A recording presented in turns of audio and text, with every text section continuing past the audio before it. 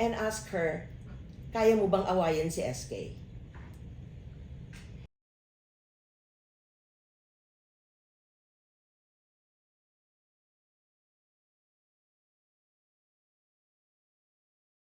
What was that last straw?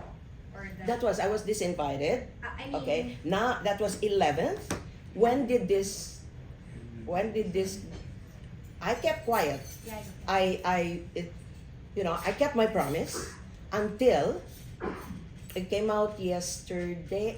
Was it yesterday? Yes. I was like in the news everywhere.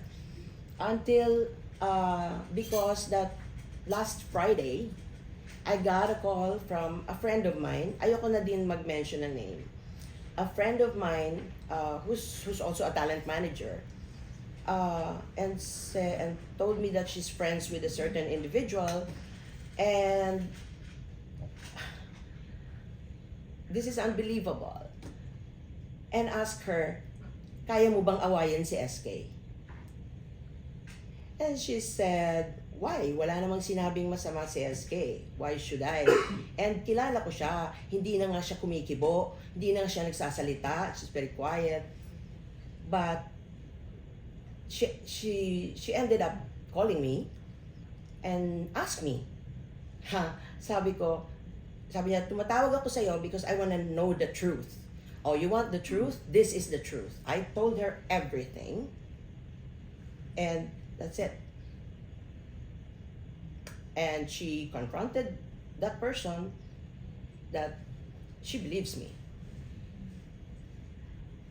May anything po bang sinabi si Bea to explain why is this happening? I mean, did you have... Immediately, I sent her a text. I said, this person called me and may gustong kinukuhang kaibigan ko na awayin daw ako. Why is this happening? I don't want to read that. I could read the text, but that's a private thing. But I did tell her na kasi tinawagan niya yung kaibigan ko at inuutusan niyang awayin ako kung kaya. So I said, what's going on? Hindi ko alam eh. Bakit? 'Di ba? So, tama na. Enough is enough. I think, tsaka sa lahat, 'di ba, even when nakalagay balita kahapon, I resigned, people were under the impression of, pakilamera ka kasi ikaw nagpa-cancel ng wedding. No, I want to make it clear na hindi ako nagpa-cancel ng wedding. I told Bea, I reminded her, Bea, wala nga akong alam dyan sa wedding mo. Sa preparation, wala akong alam. And if I have a question, I even call your wedding coordinator. Because ayokong makialam sa private life mo. Ganon ako ka-respectful. Everything like nung lumabas yung marriage bans, I didn't know about it. May nagpadala na sa akin that morning. Wala ko alam. It's really when people know about it. But the problem is, every time may lumalabas sa, di ba, nung mag-boyfriend na sila, and there's always mga news or blind items and all that. Sinasabi niya na pinagbibintangan ako or kampo namin. So, alam ko na.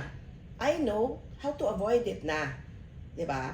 Wag na ako, quiet na ako. Dapat wala akong alam.